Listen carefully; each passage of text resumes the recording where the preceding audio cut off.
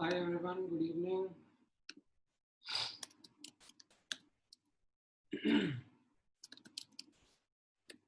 कौन सा नंबर का लेक्चर है आज हमारा?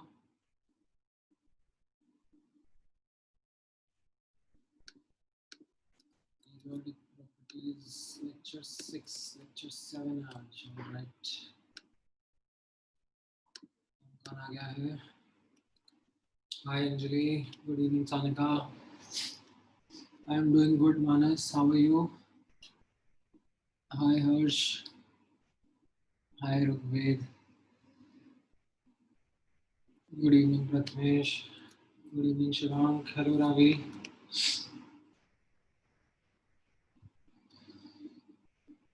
All right. So इस संडे भी टेस्ट है आप लोगों का?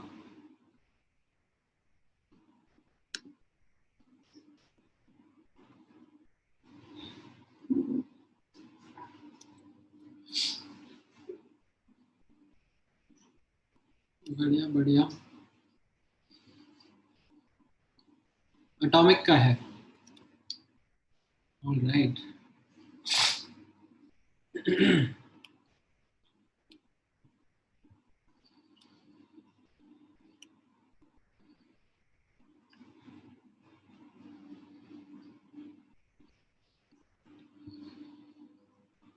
Good good. पनीशा से प्रैक्टिस कर रहे हो नहीं कर रहे हो टेस्ट पेपर्स उठा के? थोड़ा अगर ढूंढोगे टटोलोगे तो आपको मिलेंगे वहां पे और टेस्ट पेपर्स.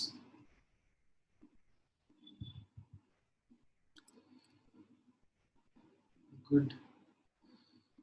All right.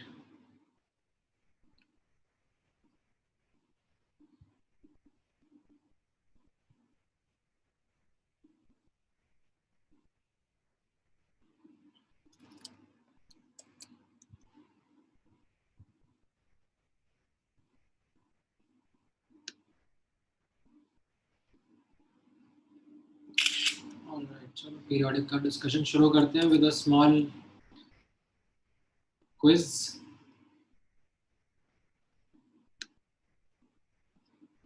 फटाफट फटाफट. Let me know if you remember the periodic table well.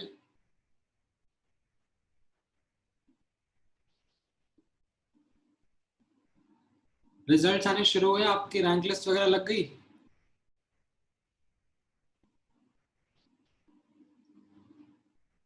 अरे गुड गुड. कितने मार्क्स का था ओवरऑल पेपर? 300. ओके. कौन टॉप किया? Anyone above 250?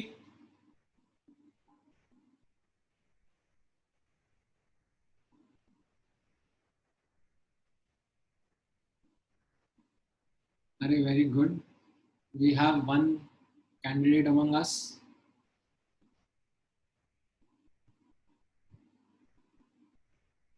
250 के ऊपर. Very good. 200 के ऊपर.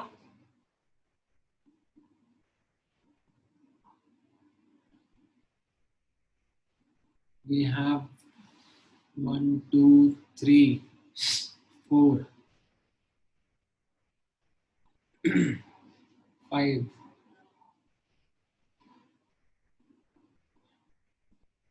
All right. 250 के ऊपर, सॉरी 200 के ऊपर 5 कैंडिडेट्स. ठीक है. 150 के ऊपर.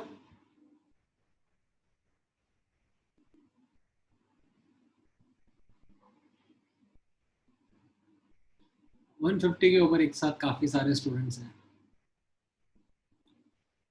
ये 150 वाले स्टूडेंट्स को अब 200 के ऊपर जाना है.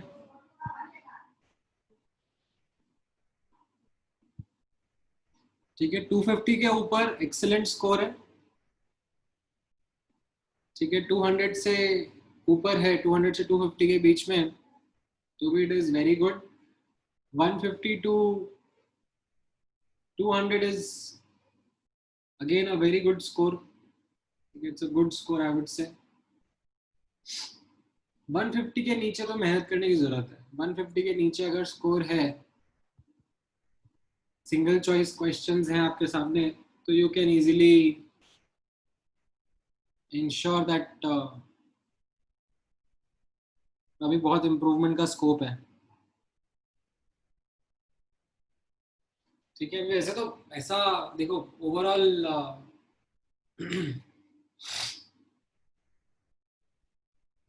पता नहीं पड़ता है। एक्चुअल रिजल्ट तो क्या है, रैंक से पता पड़ता है। अभी आप लोगों का रैंक वगैरह नहीं रिलीज हो रहा होगा ना, बिकॉज अभी सब बैचेस में सिलेबस अलग अलग चल रहा है। रैंक आ भी रहा होगा तो within the batch rank आ रहा होगा। ठीक है,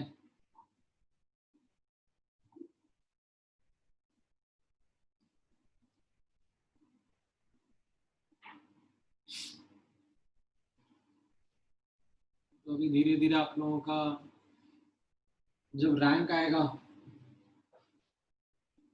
तो you will understand the true benchmark. चलो, ऑलराइट, आज का लेक्चर रिज्यूम करते हैं।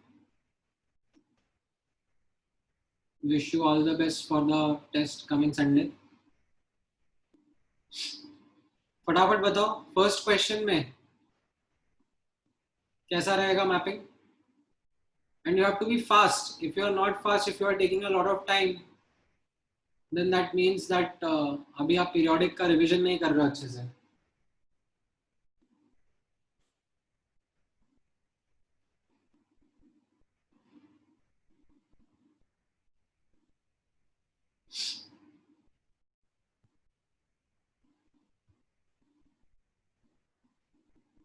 कैसा रहेगा? This will B S block. ठीक है, 22 will come in D block, तो ये आर हो जाएगा। 32 will come in P block, तो ये पी हो जाएगा। 64 ये लैंथेनाइट सीरीज में आएगा, this will be in F block. ठीक है, this should be something which you should be able to get an answer to in a matter of, I would say, a minute or max। मतलब 1 minute से ज्यादा तो लगना ही नहीं चाहिए इसके अंदर।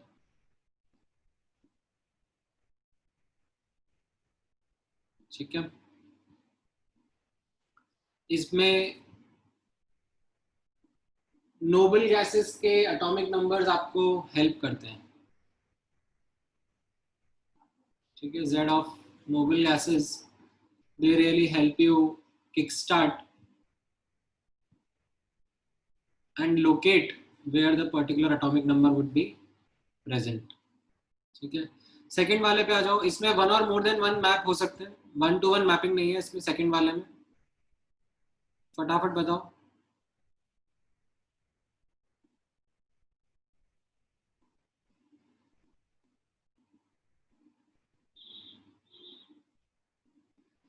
लिथियम, लिथियम एस ब्लॉक का एलिमेंट भी है, उसका वैलेंस इलेक्ट्रॉन NS1 NS2 में भी आएगा। ये अल्कली मेटल भी है और रेडियो एक्टिव नहीं है। ऑलराइट, 37 कौन सा एलिमेंट हो जाएगा? 36 ये होता है आर्गन के नीचे कौन सा आता है? क्रिप्टन, क्रिप्टन के आगे वाला रुबिडियम, रुबिडियम आएगा ये। तो रुबिडियम का क्या रहेगा? पी ब्लॉक है, सॉरी एस ब्लॉक है। एस ब्लॉक में NS1 NS2 कॉन्फ़िगरेशन है, अल्कली मेटल है, रेडियो एक्टिव नहीं है। ठीक है, 56 कौन सा हो जाएगा? 54 used to be xenon, 54 xenon होता है, तो 56 क्या आ जाएगा आपका? अल्कलाइन अर्थ मेटल, बेरियम होगा ये। This will be barium as the element. Right, so इसमें एस ब्लॉक में रहेगा, NS1 NS2 कॉन्फ़िगरेशन रहेगा। ठीक है, वो एक्चुअली PQR है, मतलब वो मैं sorry my PQ and R। हाँ, एंड देन ये अल्कली मेटल होगा नहीं, ये अल्कलाइन अर्थ मेटल होगा। रेडियो एक्टिव होगा नहीं, तो ये PQ पे रह जाएगा। 88 क्या होगा? 86 रेडॉन होगा, तो ये वापस से लाइक फ्रैंक्शियम के अगला एलिमेंट रेडियम, रेडियम होगा ये। तो ये एस ब्लॉक में रहेगा, क्यू रहेगा, बट ये अल्कली नहीं है और ये रेडियो एक्टिव है, तो ये PQS हो जाएगा। ठीक है, नेक्स्ट वाला बताओ।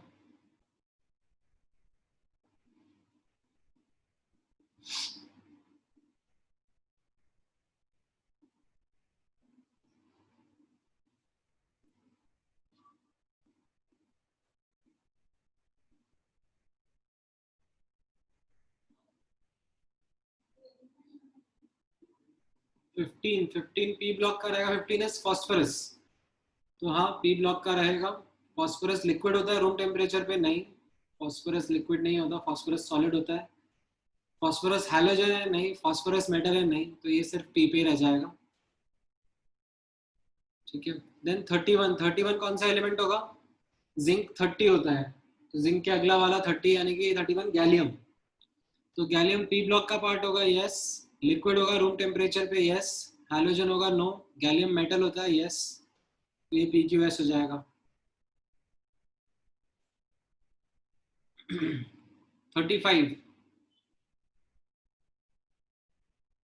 ये 36 होता है जेनॉन, जेनॉन के जस्ट पहले ब्रोमीन। ब्रोमीन पी ब्लॉक का पार्ट है, यस। ब्रोमीन लिक्विड होता है रूम टेम्परेचर पे, यस। ब्रोमीन हैलोजन है, यस। ब्रोमीन मेटल है, नहीं। ठीक है, 85, ये एस्टाटीन हो गया। तो वापस से पी ब्लॉक है, लिक्विड नहीं, हैलोजन यस, मेटल नहीं। ठीक है, तो ये PR होके रह जाएगा।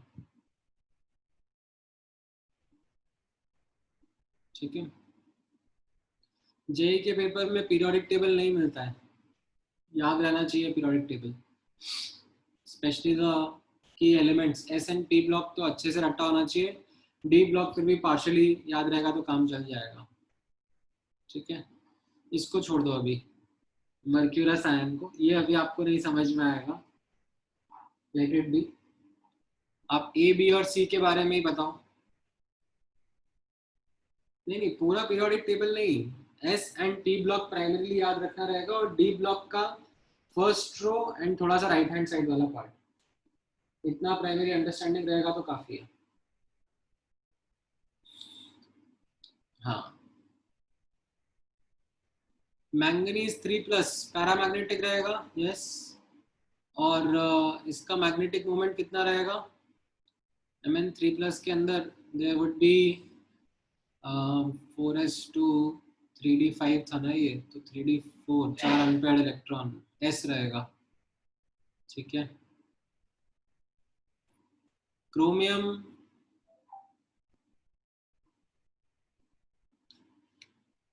2+ का, नहीं नहीं, गैलियम, सीजियम, मरकरी, इनको अपन लिक्विड ही बोलते हैं generally, they are liquid at room temperature.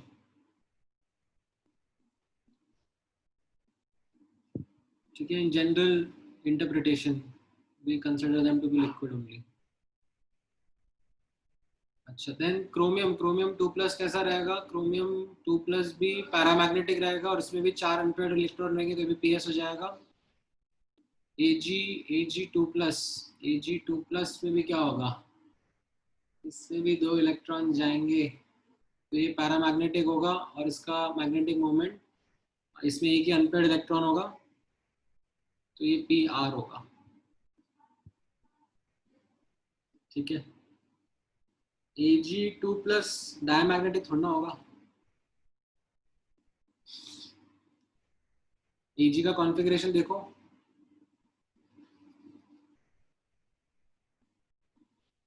Alright, चलो ये भी बता दो फटाफट फटाफट। Uranium 238 is its mass number. ठीक है, यूरेनियम का एटॉमिक नंबर 90 होता है, या 90, 92 होता है। हाँ, यूरेनियम का 92 होता है, थोरियम का 90 होता है, या शायद उल्टा होता है, एक मिनट, मुझे भी याद नहीं आ रहा, बट ठीक है, आई थिंक फर्क नहीं पड़ेगा, I still be able to answer.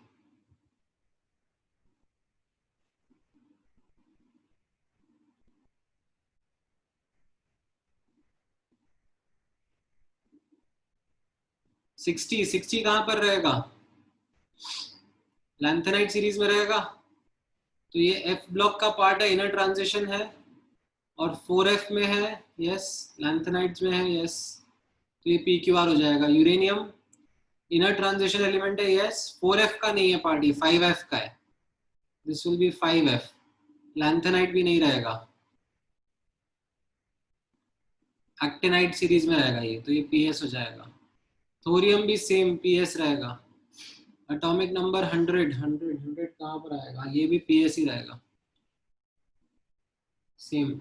Inner transition रहेगा बट 5f में रहेगा, एक्टिनाइड्स में रहेगा।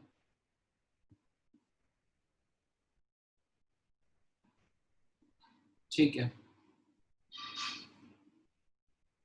लास्ट वाला बता दो। लास्ट वाला तो खैर काफी इजी है।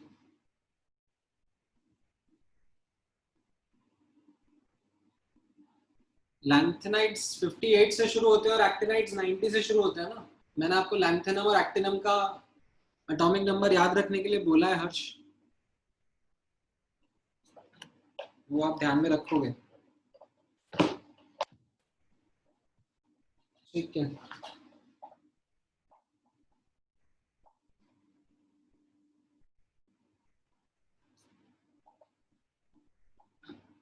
राइट, इसका answer straightforward A option हो जाएगा। ये तो बहुत सिंपल था।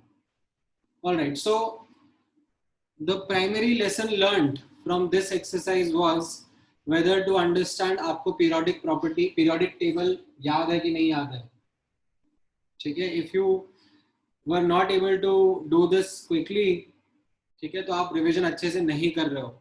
मेरा रिक्वेस्ट रहेगा आपसे, प्लीज इंश्योर एक पीरियोडिक टेबल आपकी आंखों के सामने रहना चाहिए in the table, in the room, stick it on the wall and make sure that you become very familiar with the table.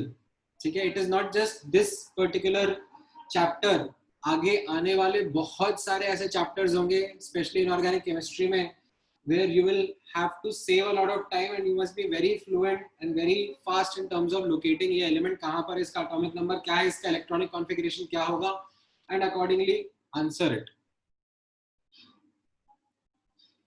ठीक है, मतलब आपको केमिकल बॉन्डिंग चैप्टर पढ़ाएंगे, राइट, एंड उसमें I will be like drawing certain compound, writing certain compound, right, and उसमें कितने valence electron होंगे, कितने बॉन्ड पेयर होंगे, कितने लोन पेयर होंगे, अगर आपको एलिमेंट ही नहीं याद है कहां पर था टेबल में, आप लोकेट ही नहीं कर पाओगे, तो you will struggle a lot.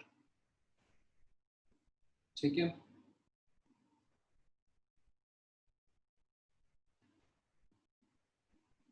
तो ये चीजें आप प्लीज बेयर इन माइंड, आगे बहुत काम आएंगी। All right, now let's come to today's target.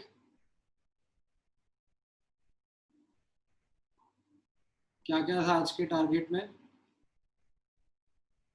आप लोगों ने इलेक्ट्रोनेगेटिविटी वाला पार्ट पूरा कर लिया होगा, ठीक है, with its applications, right. So as a part of that, recording number कौन सा होगा ये? आई थिंक 8 या 9 होगा, I think.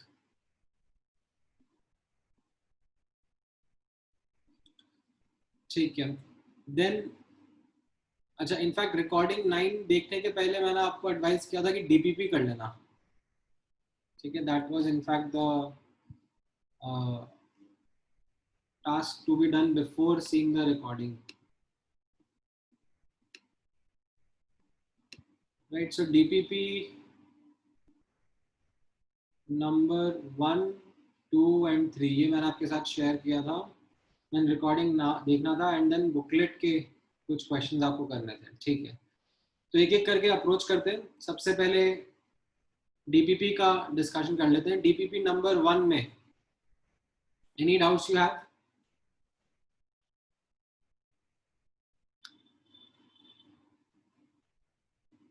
In the first DPP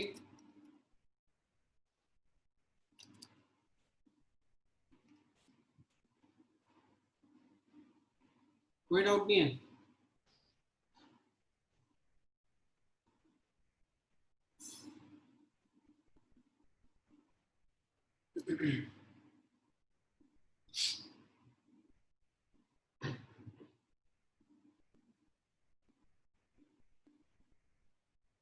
हाँ वो सेवेंथ का सोल्यूशन एक्चुअली एट्थ का सोल्यूशन सेवेंथ पे लिख दिया, बट आंसर की करेक्ट है सेवेंथ का।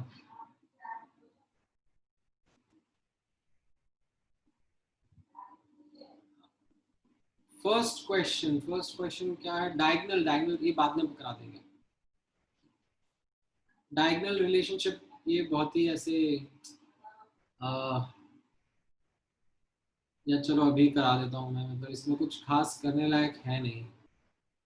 It is very like 5 minute kind of a topic. ये मतलब भाई जूनियर क्लासेस में जो आपने पढ़ा है दैट इज इट।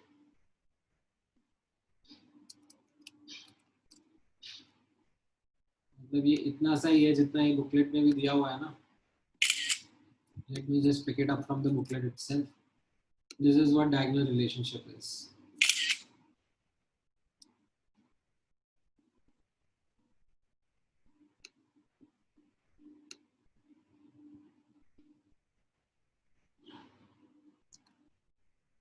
ठीक है, that second period and third period के बीच में, ठीक है, व्हाट वी सी और what we find is that lithium and magnesium they kind of show similar properties. Beryllium and aluminium kind of show similar properties. Lithium shows properties which are similar to magnesium and not similar to the properties shown by the elements within its group. ठीक है, generally ऐसा होता है same group के element same properties show करते हैं, but lithium ज्यादा properties beryllium magnesium से मैच करते हुए शो करता है, वैसे बेरिलियम ज्यादा प्रॉपर्टीज एल्यूमिनियम से मैच करते हुए शो करता है, बोरॉन ज्यादा प्रॉपर्टीज सिलिकॉन से मैच करते हुए शो करता है। ठीक है, इसके 3 प्राइमरी रीजन होते हैं, जो इनका साइज है एंड चार्ज है। ठीक है,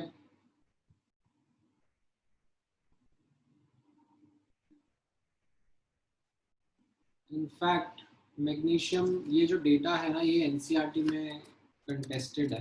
वेट, ये मैं आपको एडवाइस करूंगा, ये मैंने इनफैक्ट आपको एज अ जब आयोनिक रेडियस बताया था तो उस टाइम पे भी एक्सेप्शन कराया था Li प्लस और Mg2+ के साइज के बारे में।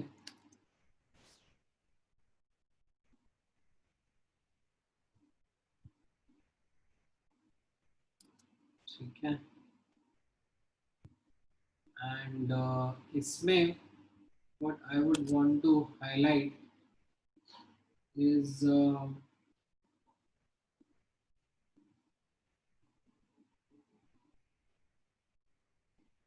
just a second, let me find out.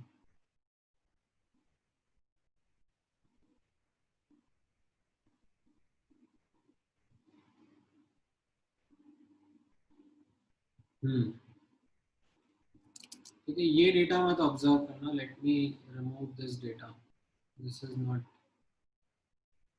What you should. I will paste सीधे एनसीईआरटी का डेटा ओवर है।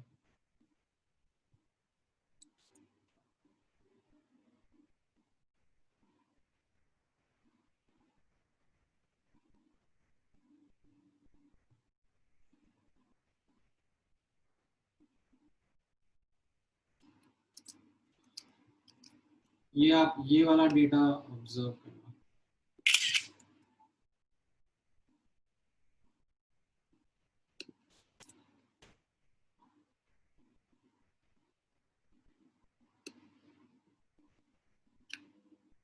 ठीक है,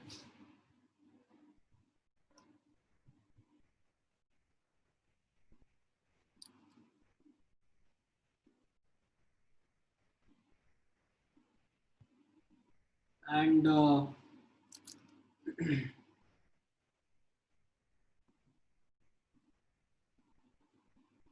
इसमें ये जो पोलराइजिंग पावर वाला पॉइंट है इसको अभी के लिए स्किप कर दो।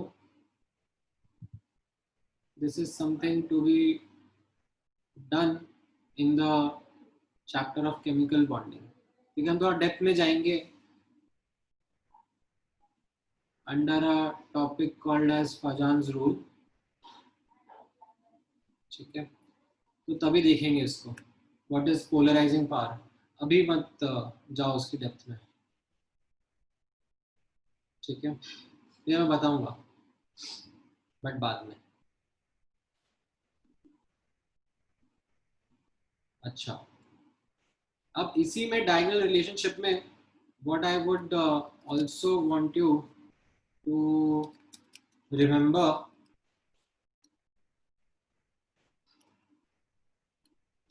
are some examples। थोड़ा रट्टा मारने वाले हैं।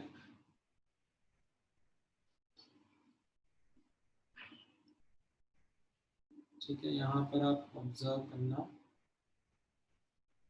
there would be something in this manner। हाँ,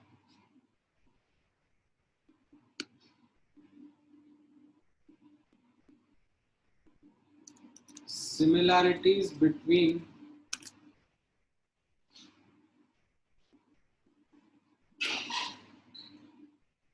let me see,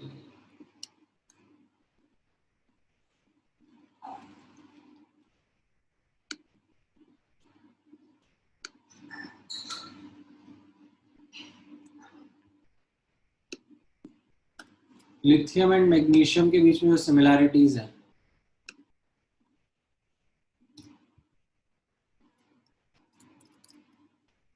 ठीक है, वो यहाँ पर नोट करना।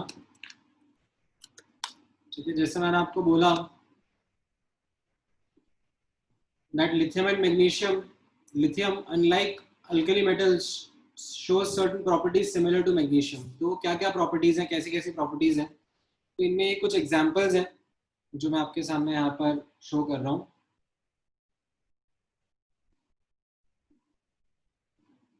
जैसे lithium and magnesium, they both react directly with nitrogen. ठीक है, they both react directly with nitrogen to form nitrides. ठीक है, ये Li3n एंड ये Mg3n2। ठीक है, these are the nitrides that are formed,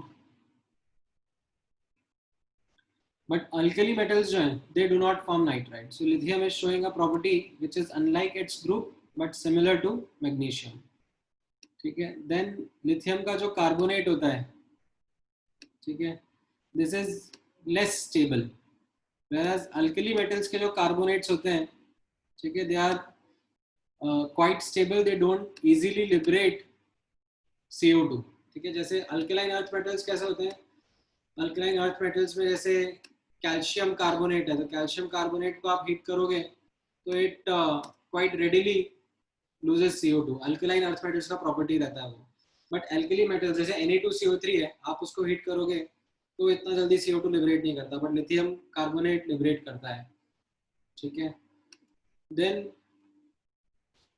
alkali metal के जो सॉल्ट्स रहते हैं, ठीक है, जनरली वो काफी सॉल्युबल रहते हैं। ठीक है, बट लिथियम के फ्लोराइड, कार्बोनेट एंड फॉस्फेट, ठीक है, they are quite insoluble, similar to what magnesium shows. Lithium hydroxide, magnesium hydroxide, they are actually both weak bases। Otherwise the hydroxides of alkali metals like NaOH, KOH, ये सब strong base होते हैं। ठीक है, metallic bond जो होता है lithium and magnesium में, वो strong होता है as compared to other alkali metals। Generally alkali metals soft होते हैं, like sodium है, rubidium है, potassium, cesium, ये सब soft होते हैं, but lithium is relatively harder, similar to how alkaline earth metals are, like magnesium is। ठीक है, this seventh point is actually, sixth point is related to the fifth point only. ठीक है, bonding इनमें stronger होती है तो इनके melting and boiling point higher रहते हैं अल्कली मेटल्स के। ठीक है, सेवेंथ पॉइंट भी एक्चुअली सेम ही हो गया, राइट। ये मतलब ये काइंड ऑफ फिफ्थ पॉइंट का एक्सटेंशन है, that lithium and magnesium are both hard metals, whereas group alkaline earth metal alkali metals are soft in nature। ठीक है, देन नाइट्राइड्स वाला थर्मल डिसइंटीग्रेशन का एग्जांपल है। ठीक है, ये वाला इतना कॉमन नहीं है, इसको स्किप भी कर दोगे तो चलेगा, नॉट दैट कॉमन। ठीक है, तो ये कुछ सिमिलैरिटीज हैं as examples between lithium and magnesium, highlighting the fact that unlike its own group, lithium shows properties which are similar to magnesium. ठीक है, तो ये कुछ एग्जांपल्स भी साथ में ध्यान रख लेना. All right. Then और कौन सा डाउट है इसमें फर्स्ट डीपीपी में?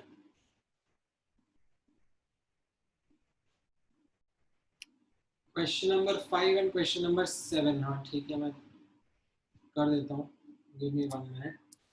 सो क्वेश्चन नंबर 5 क्या है? पहले 5 देख लेते हैं. फिफ्थ वाले में कहाँ पे अटक गए?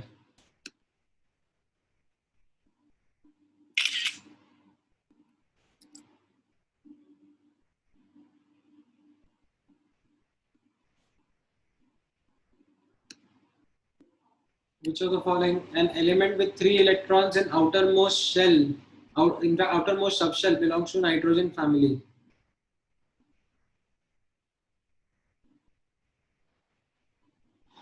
An element outermost subshell, no, NP, NS, FP, हाँ ठीक है. D and F ब्लॉक में तो फिर वो इनर शेल में आ जाता है. Then an element that would tend to lose 2 electrons belongs to alkaline earth metals. ये भी ठीक है. An element that would tend to gain 2 electrons belong to oxygen group. ये भी ठीक है. 17 group have only non-metals which may exist as solid, liquid as well as gas. हाँ तो क्लोरीन गैस में रहेंगे, ब्रोमीन लिक्विड रहेगा, आयोडीन सॉलिड रहेगा. सभी सही लग रहा है इसमें. All ABCD are correct.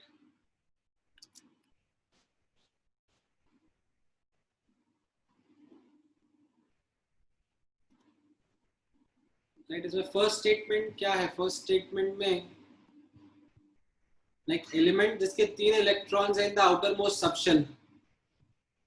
तो जब हम इलेक्ट्रॉन्स फिल करते हैं तो ये कॉन्फ़िगरेशन आपने देखा है ना, ये कॉन्फ़िगरेशन रहता है एलिमेंट्स का.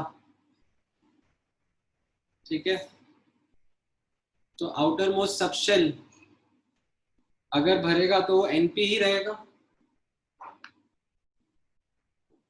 ठीक है, this is going to be your outermost subshell. और इसमें अगर आप 3 इलेक्ट्रॉन्स भर रहे हो तो ये नाइट्रोजन फैमिली को बिलोंग करेगा. ठीक है,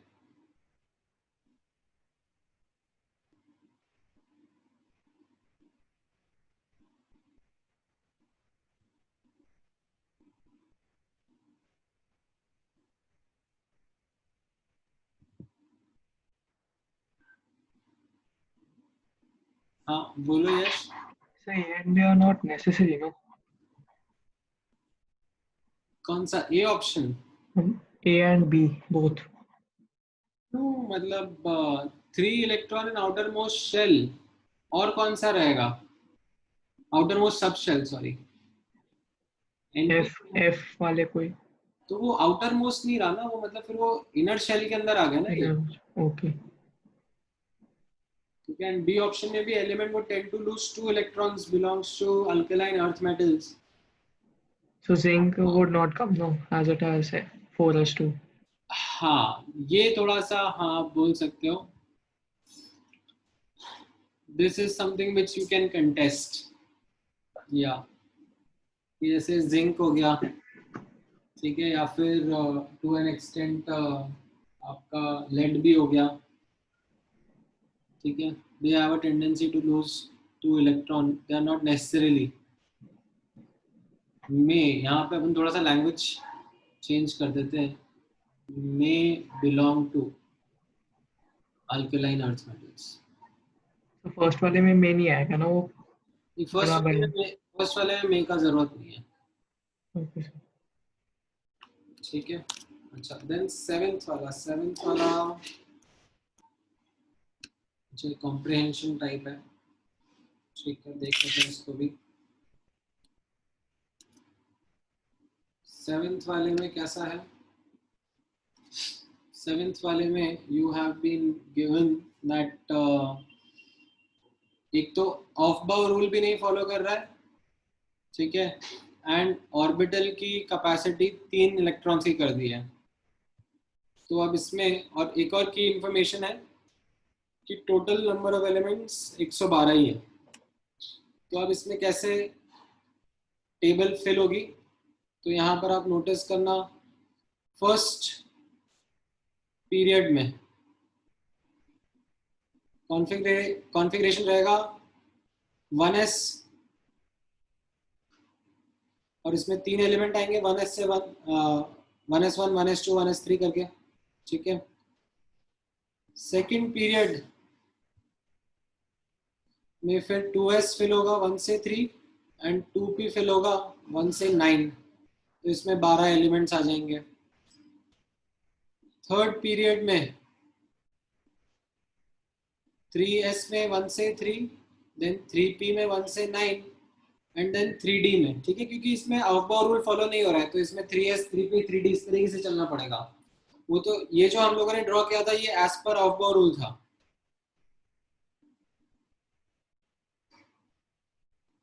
ठीक है। अदरवाइज अगर सिर्फ n पे डिपेंड कर रहा है तो इसमें 1 से लेकर 15 तक जाएंगे, क्योंकि इसमें 3 इलेक्ट्रॉन्स हो सकते हैं हर एक सब शेल के अंदर, तो ये कितना हो जाएगा 27, ठीक है। फोर्थ पीरियड में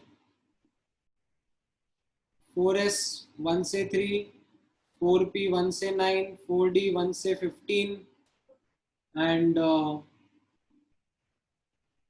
4f कितना 1 से 21, तो ये कितने हो जाएंगे 48 एलिमेंट्स हो जाएंगे, ठीक है। देन फिफ्थ पीरियड में और भी बहुत सारे एलिमेंट्स हो जाने चाहिए, बट बोला जा रहा है कि टोटल 112 ही है, यहाँ तक 90 हो गया ये टोटल, ठीक है। ये आप कैलकुलेट करोगे तो ये टोटल 90 एलिमेंट्स हो गए हैं। तो अभी कितने बचेंगे, यहाँ पे 12 ही एलिमेंट आएंगे, सॉरी 22 एलिमेंट्स आएंगे। तो वो कैसे आ जाएंगे, 5s में आ जाएंगे 1 से 3, 5p में आ जाएंगे 1 से 9, ये 12 एलिमेंट हो गए। देन 4d में 1 से 10 तक ही आएंगे, ठीक है। तो यहाँ पर आपका आंसर हो जाएगा ये कि थर्ड पीरियड में 27 और फिफ्थ पीरियड में 22 एलिमेंट्स आएंगे, ठीक है। समझ में आया ये कैसे करा?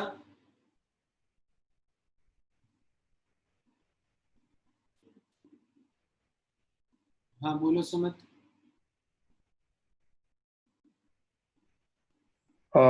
सर थर्ड पीरियड में 3s और 3p होगा ना? वो था जब हम लोग ऑफ बाउ रूल फॉलो कर रहे हैं, यहाँ पर बोला है ना कि देयर इज नो ऑफ बाउ रूल टू बी ओबेड, तो ये बस इंक्रीजिंग ऑर्डर में चलते जा रहे हैं, ठीक है। नो ऑफ बाउ रूल, ओके सर, ओके। ठीक है। ये कैच था इस क्वेश्चन में। बाकी फिर बीएनसी तो आप कर लोगे, अब आपको पैटर्न समझ में आ गया कैसे करना है।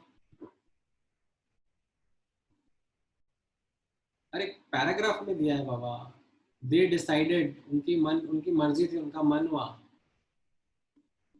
रोहित एंड जान को मन किया कि हम आज नहीं करेंगे ऑफ बाउ अंकल का रूल फॉलो। क्वेश्चन तो पढ़ो पूरा। ऑल राइट, सो ये डीपीपी 1 हो गया। चलो डीपीपी 2 में बता दो क्या क्या डाउट्स हैं। डीपीपी 1 हो गया नहीं? हाँ।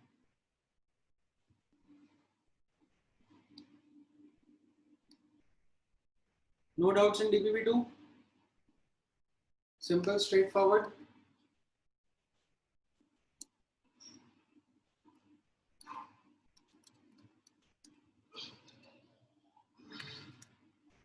ठीक है, डीपीपी 3 में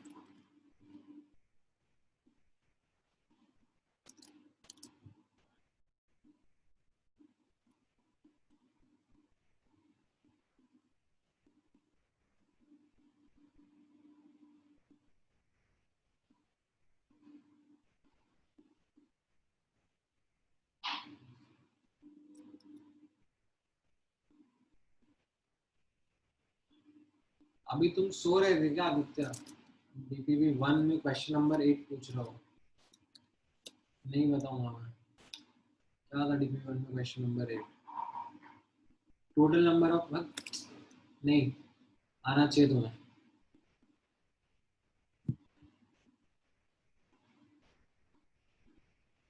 No doubts in DPP3 as well?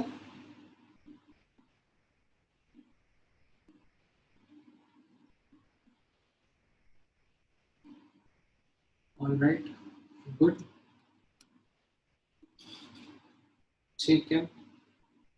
Then booklet में क्या क्या होमवर्क दिया था आपको मैंने? ठीक है।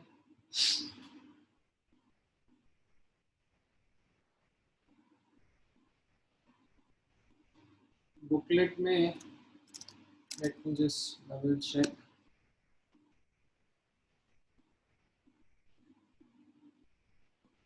आपको एफबीओ और गेट इक्विप्ड टू एडवांस दिया था। ठीक है। सो एफबीओ सेक्शन में कोई डाउट्स इन द बुकलेट?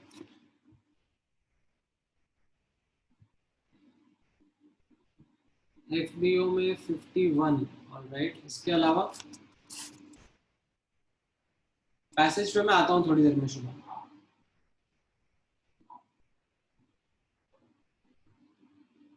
ठीक है। Then get equipped to advanced में, ठीक है, जो गेट इक्विप्ड टू एडवांस का सिंगल चॉइस है, इसमें सिंगल चॉइस था ना ये? नहीं, एक्चुअली ये तो मोर देन वन चॉइस थे सारे। इनफैक्ट आई वुड से जो ऑब्जेक्टिव टाइप है, इसमें कोई doubt?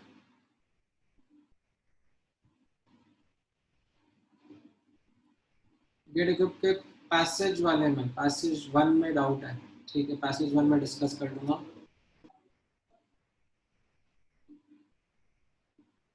Fifteen, 24, 25, 26, question number 6, 2, 4, 9, 11। Okay, और कोई है ऑब्जेक्टिव वाले टाइप में?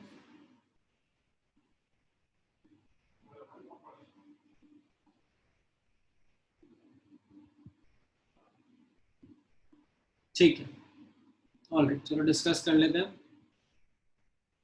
सो एफबीओ का 51, एफबीओ का 51 क्या रहेगा? Let me just quickly check it out.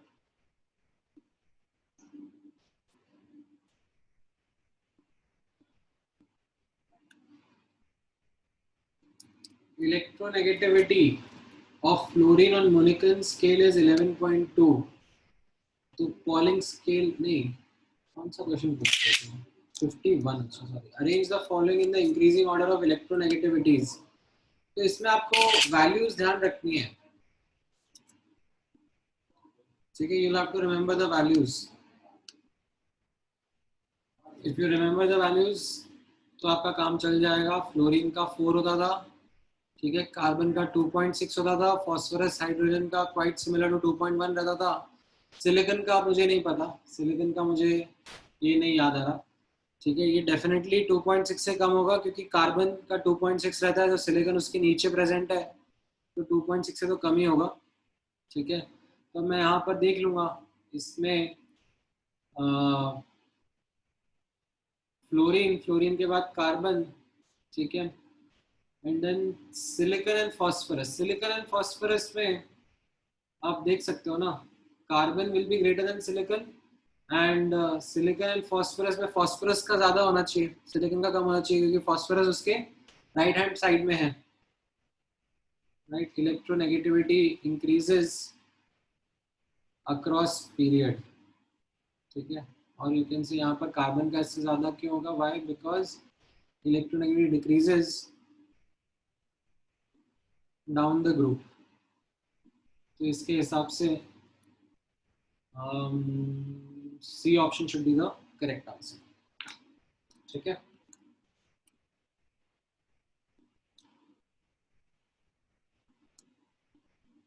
नहीं नहीं नहीं, यहाँ पर कॉन्फ़िगरेशन का फैक्टर नहीं है।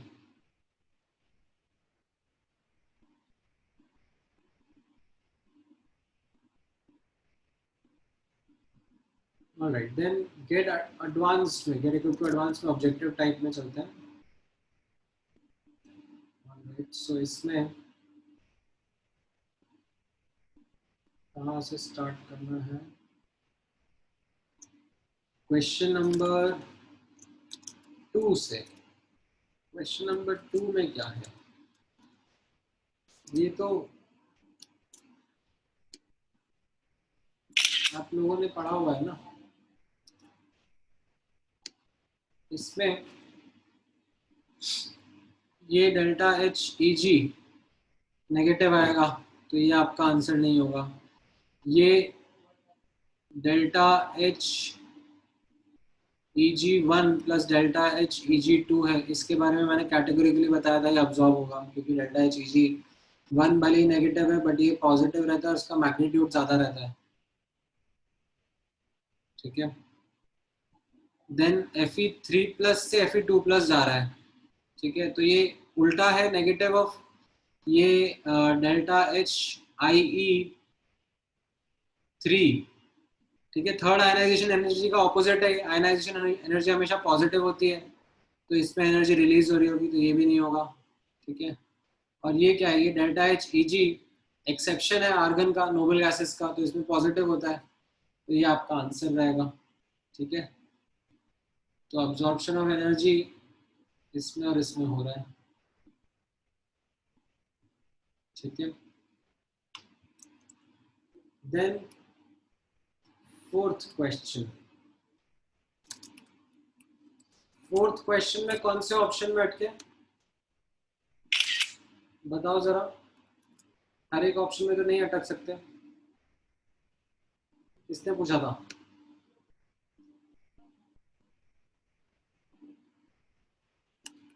हाँ बताओ यश, फोर्थ में कौन से ऑप्शन में अटक रहे हो? डी ऑप्शन में, increasing order of electron affinity. तो यहाँ पर ऐसा हो जाएगा ना, मोर द चार्ज, ठीक है, मोर पॉजिटिव, ठीक है, more positive charge, more will be the electron affinity. ठीक है, और अगर ज्यादा नेगेटिव चार्ज है तो laser will be the electron affinity. ठीक है, ऑपोजिट चार्जेस अट्रैक्ट करते हैं, सेम चार्जेस रिपेल करते हैं, तो ये सही तो है।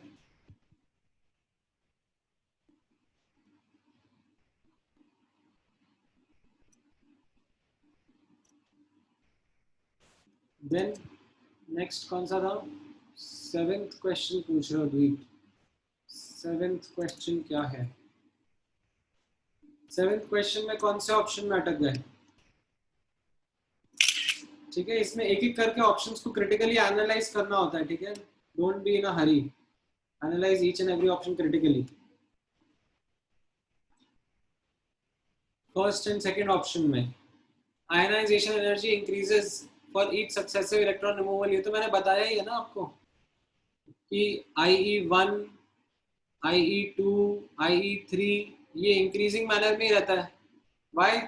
बिकॉज न्यूक्लियर चार्ज जो है वो तो सेम है सबके केस में। ठीक है, Z का वैल्यू सेम है, सिग्मा जो है वो कम होता जाएगा क्योंकि इलेक्ट्रॉन्स कम होते जाएंगे, तो Z इफेक्टिव बढ़ता जाएगा ना, Z इफेक्टिव बढ़ता जाएगा तो आयनाइजेशन एनर्जी बढ़ती जाएगी। Helium has the highest ionization energy in the periodic table, ये भी मैंने आपको क्लास में एज अ रट्टा मार के बताया है।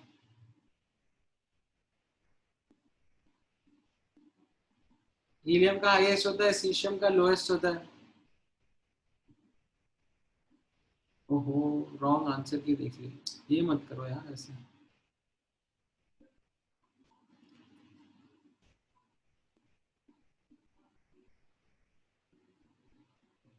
ऑलराइट देन,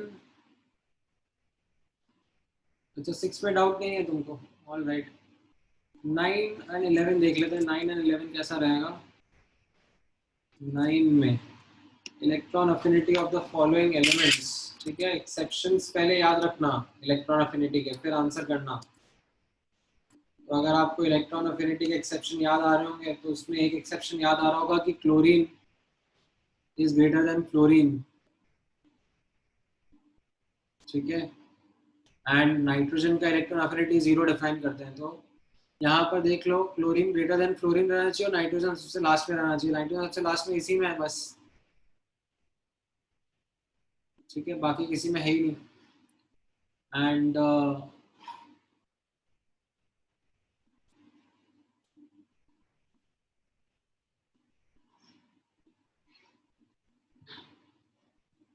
नाइट्रोजन, नाइट्रोजन इसी में है, ऑक्सीजन बस, ये मैं नाइट्रोजन के बेसिस पे आंसर कर रहा हूँ। बाकी ऑक्सीजन कार्बन में कंपेयर कर पा रहा हूँ, बट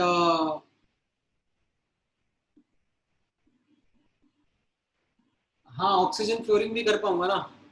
ऑक्सीजन और फ्लोरीन में फ्लोरीन का ज्यादा होता है, ऑक्सीजन का कम होता है, एंड क्लोरीन का तो फ्लोरीन से भी ज्यादा है, तो क्लोरीन का ऑक्सीजन से भी ज्यादा हो जाएगा। ठीक है, वैसे भी कंपेयर कर पा रहा हूँ।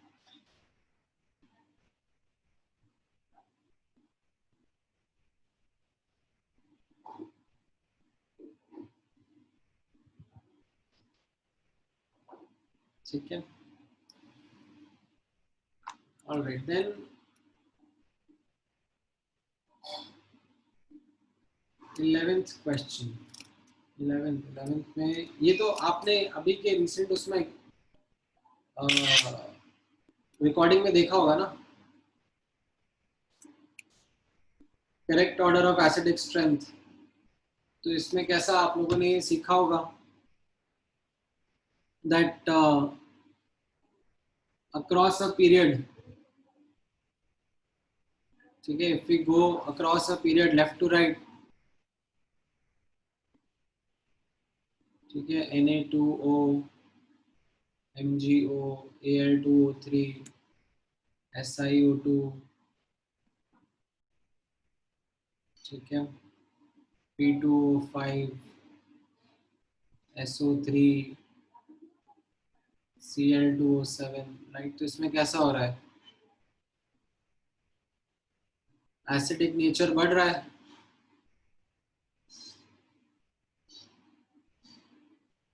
ठीक है, बेसिक नेचर कम हो जा रहा है, ठीक है। ये अक्रॉस अ पीरियड की कहानी है। डाउन द ग्रुप कैसी कहानी रहती है, डाउन द ग्रुप भी आप लोगों ने देखा होगा that if I go down the group, ठीक है, Na2O क्या रहेगा, K2O,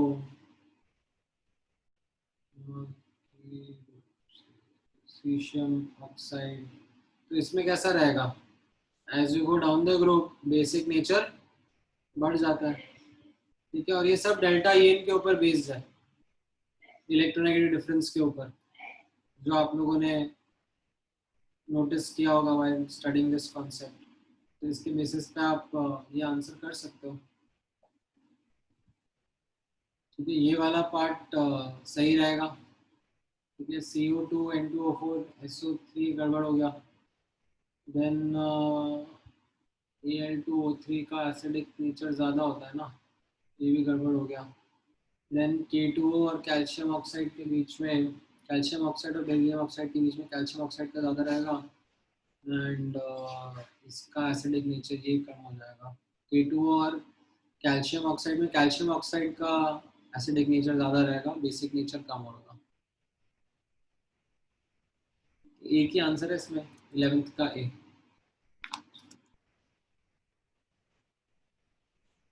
ठीक है, देन 15, 24, 25, 26। अच्छा, 15th में विच of the following compound shows minimum radius. तो इसमें आप ऑक्सीडेशन स्टेट या वैलेंसी नोटिस करो ना, वैलेंसी कैसा है, यहाँ पर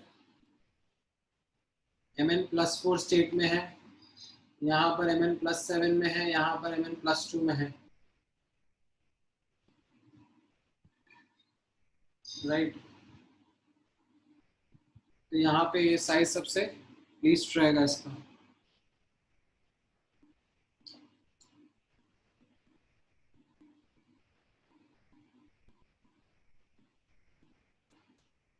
ठीक है।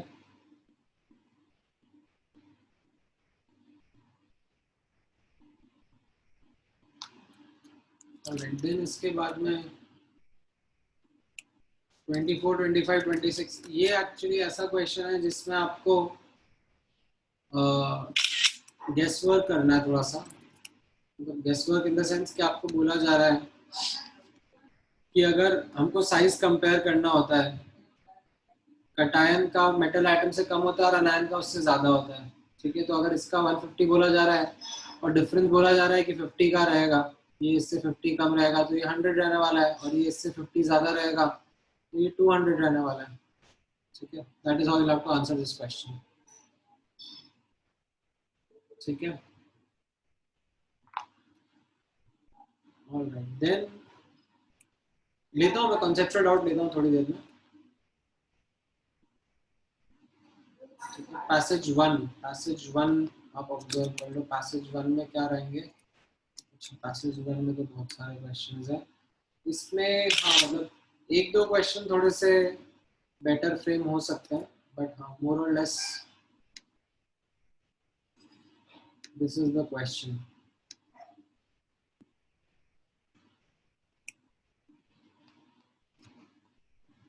मोस्ट रिएक्टिव मेटल पूछा हुआ है, तो मोस्ट रिएक्टिव मेटल कौन सा होगा? दीज आर अल्कलाइन या सॉरी अल्कली मेटल्स। अब अल्कली मेटल्स के लिए क्या होगा? जो I1 होगा वो छोटा होगा, ठीक है, एंड I1 एंड I2 के बीच का गैप बड़ा होगा, ठीक है। I1 मस्ट बी स्मॉल, ठीक है, and I1 versus IE2 gap should be significantly large, ठीक है। तो यहाँ पर if you look at this, तो ये element E matches this criteria, ठीक है। देन आपसे अब मोस्ट रिएक्टिव नॉन मेटल पूछा जा रहा है। Most reactive non metals, these are halogens, ठीक है। हैलोजेंस का क्या प्रॉपर्टी रहेगा? अभी इनका डेल्टा एच ई जी, ठीक है, डेल्टा एच ई जी हाई रहेगा मैग्नीट्यूड वाइज, ठीक है। यहाँ पर जो दिया हुआ है आपको, ये एक्चुअली इलेक्ट्रॉन अफिनिटी नहीं दिया हुआ है, this is actually delta H E G होगी,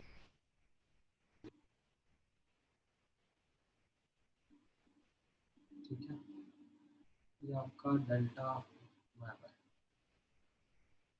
डेल्टा एच ई जी दिया हुआ है, तो एक तो नेगेटिव रहेगा और हाई रहेगा, ठीक है।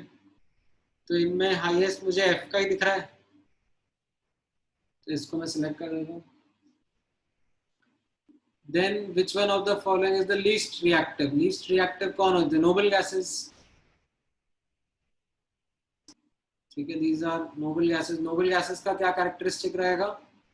एक तो delta H E G positive होगा, ये कैरेक्टरिस्टिक रहेगा, एंड आयनाइजेशन भी एक हायर वैल्यू होगी,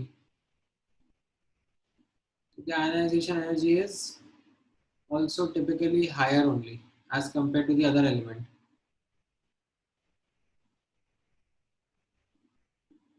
ठीक है।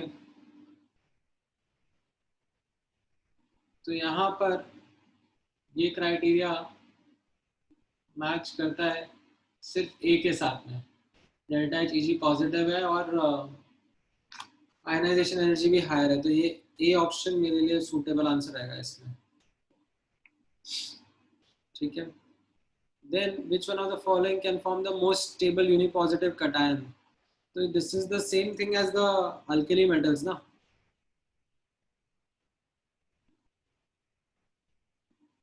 क्योंकि ये अल्कली मेटल होना चाहिए। अल्कली मेटल के लिए सेम एज क्वेश्चन वन का क्राइटेरिया हो जाएगा, तो इसमें ई ऑप्शन मेरे लिए सबसे सूटेबल रहेगा, मतलब ई एलिमेंट ऑप्शन नहीं, ई ऑप्शन ई एलिमेंट, ठीक है। Then which of the following can form most stable bivalent ionic chloride? ये वाला थोड़ा सा ट्रिकी है। इसमें what I can say, necessary नहीं है, बट I1 I2 का गैप कम रहना would be a good characteristic to think of. ठीक है, smaller gap between IE1 and IE2. ठीक है, not a very convincing one, but हाँ मतलब और कोई ऑप्शन इसमें मुझे खास समझ में नहीं आ रहा है. ठीक है, तो ये D एलिमेंट और you can see option A seems to be the next best one. Then noble gas ये तो हम लोगों ने कर ही लिया ना. This is what we did in the third question itself. तो नोबल गैस हमने थर्ड क्वेश्चन में आइडेंटिफाई कर लिया था दैट इट इज एलिमेंट ए. तो यहाँ पर ये ऑप्शन सी हो जाएगा. ठीक है, अब हाँ ये एक डाउट जरूर रहता है यश दैट अगर ये अल्कलाइन अर्थ मेटल है तो इसका डेल्टा एच ई जी ये आपका काइंड ऑफ पॉजिटिव होना चाहिए था या फिर अगर नेगेटिव भी है तो मैग्नीट्यूड काफी छोटा होना चाहिए था, काफी स्मॉल मैग्नीट्यूड होना चाहिए था. ठीक है, आपका पॉइंट ठीक है. It is something which kind of makes this option a little not so convenient. Okay, but maybe you can think of this as let's say a p block element like PbCl2.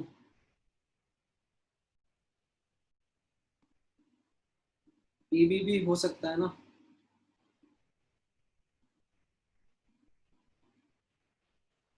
अभी Pb के successive आई के बीच का gap ये थोड़ा मुझे देखना पड़ेगा. Ionization energy data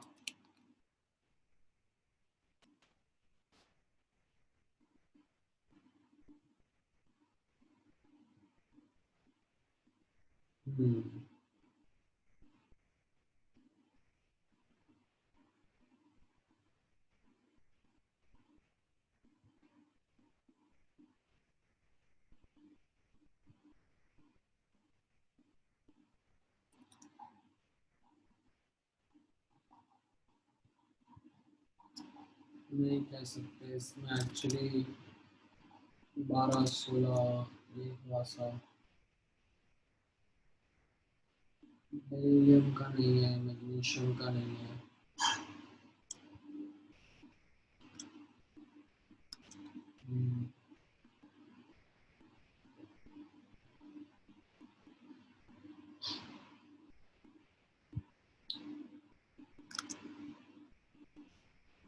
ये कैच रहेगा इसमें.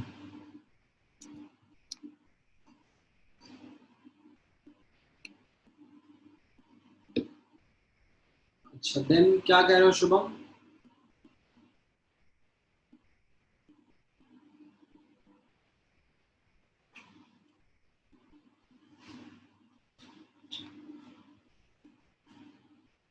ऑलराइट, सो ये वाला पार्ट समझ में आया आप लोगों को कि किस तरीके से हम लोगों ने डेल्टा एच आई और डेल्टा एच ई जी के बेसिस पर ये करा. ठीक है, सो आई थिंक ये आपके डाउट्स एंड ऑल क्लियर है. अब हम कॉन्सेप्चुअल डाउट्स पे आ जाते हैं.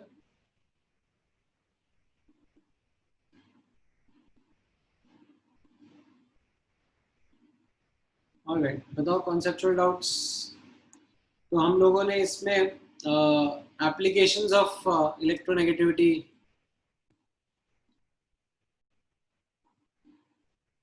के बारे में डिस्कस किया होगा प्राइमरीली. ठीक है, हाँ बोलो Sumit. Sir mixed oxides, peroxides and superoxide acidic होते हैं कि बेसिक होते हैं? डिपेंड करेगा ना, डिपेंड करेगा सब्सटेंस टू सब्सटेंस. जैसे अगर हम Na2O2 की बात कर रहे हैं तो that peroxide will actually tend to give a basic solution only. ठीक है, but hydrogen peroxide जो है H2O2 that is something which it can react with acid as well as bases. मतलब it is a H2O2 H2O2 का nature देखना पड़ेगा कैसा रहता है, बट ऐसा कोई कंपल्शन नहीं है. ठीक है, मिक्स्ड ऑक्साइड्स में जैसे आपने लेड के ऑक्साइड बताया तो लेड के ऑक्साइड एम्फोटेरिक भी हो सकते हैं. आयरन के मिक्स्ड ऑक्साइड आपने बताया तो एसिडिक भी हो सकते हैं.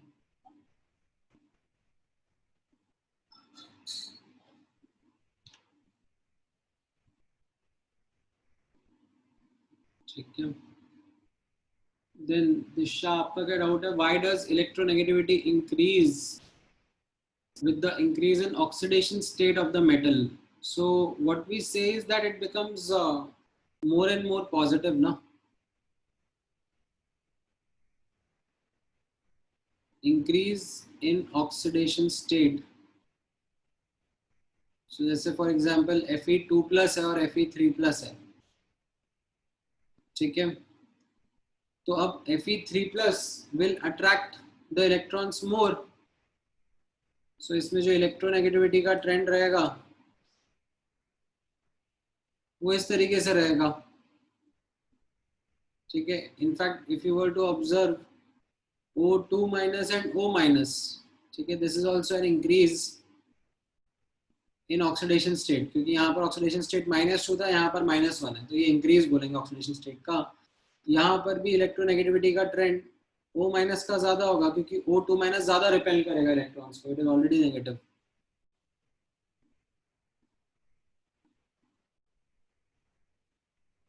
सो इलेक्ट्रोनेगेटिविटी इंक्रीज ही हो रहा है. ठीक है, और बताओ और कौन से कॉन्सेप्चुअल डाउट थे इसमें? इसमें आपने ये एसिडिक नेचर वाला पार्ट तो देखा ही होगा, ऑक्साइड्स का acidic nature, basic nature. Examples थोड़े ज्यादा अच्छे से याद रखना है इस सेक्शन के, they will be crucial for you to remember. Then इसके अलावा आप लोगों ने कौन से एप्लीकेशन देखे होंगे इसमें इलेक्ट्रोनेगेटिविटी के ऊपर बेस्ड?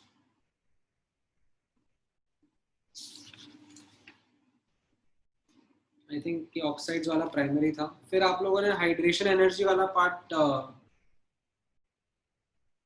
देखा या हाइड्रेशन एंथैल्पी? इसमें कोई डाउट आया आपको अभी?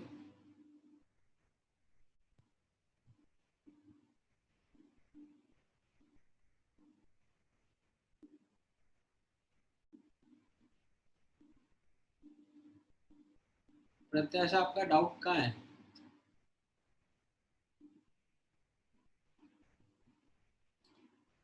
अच्छा अच्छा, हाइड्रेशन एनर्जी क्या होता है? मैं ठीक है थोड़ा सा क्विकली एक्सप्लेन भी कर देता हूँ. बोलो सुमित.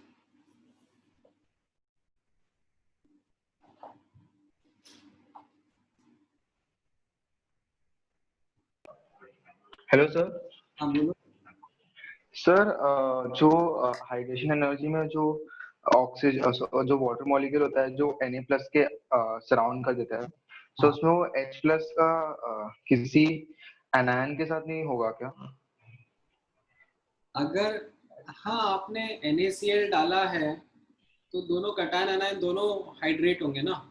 जैसे मान लो आपके पास में NaCl सॉल्ट है, ठीक है, ये आपने इसमें डाला वाटर के अंदर. ठीक है, सो Na plus ion and Cl minus ion both are hydrated. ठीक है, Na plus is also hydrated. ठीक है, कैसा रहेगा? Na plus के अराउंड वाटर मॉलिक्यूल्स जो रहेंगे, ठीक है, वो किस तरीके से अट्रैक्टेड रहेंगे? ठीक है, यहाँ पर आप नोटिस करना जो वाटर का ऑक्सीजन वाला पार्ट है, ठीक है, विच इज पार्शियली नेगेटिव. ठीक है, ये वाला पार्ट Na प्लस मॉलिक्यूल की तरफ अट्रैक्टेड रहेगा. Cl minus partial positive hydrogen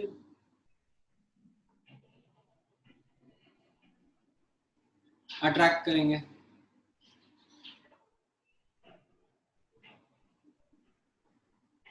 ठीक है ना, मतलब ऐसे रैंडम पैटर्न बना रहा हूँ मैं, देयर इज नो ऐसे फिक्स्ड पैटर्न पर से। ठीक है, तो ये जो पार्शियल पॉजिटिव हाइड्रोजन है, they will be surrounding the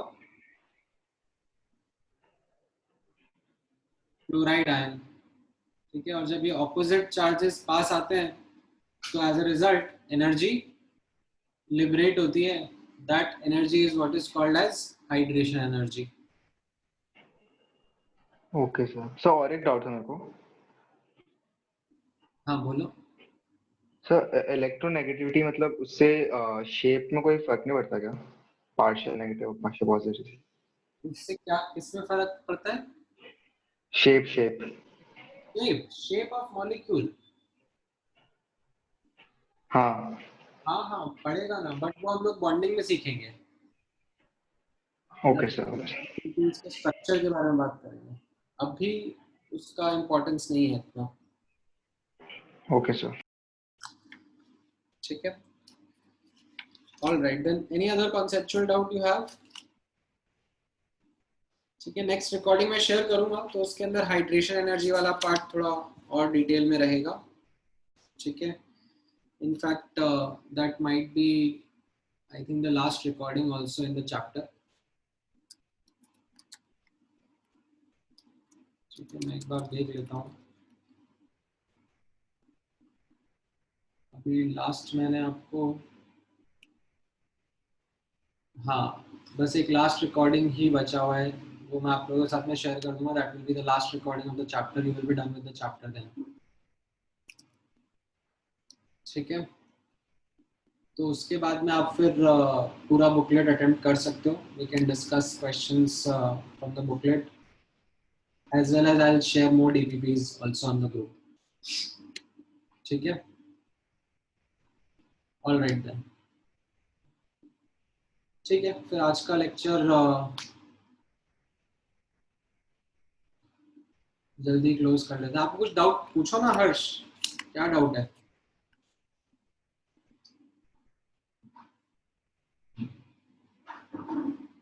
अभी है हमारे पास टाइम, यूटिलाइज करो उसको।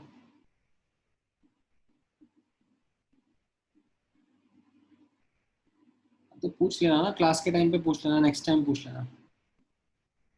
ठीक है, ऑल राइट, तो फिर आज का लेक्चर क्लोज कर दें जल्दी।